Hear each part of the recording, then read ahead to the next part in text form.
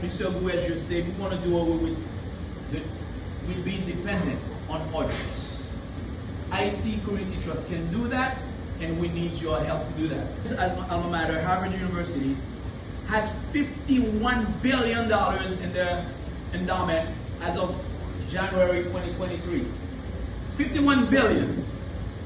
They can basically take any young person and make you a leader.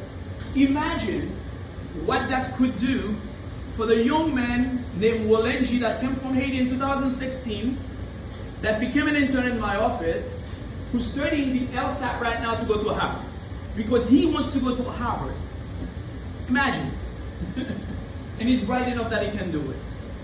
Imagine how powerful it is that Colombia's endowment is nearly $15 billion. The has nearly $500 million in endowment. And why is it that we cannot help Ayiti Community Trust raise $20 million?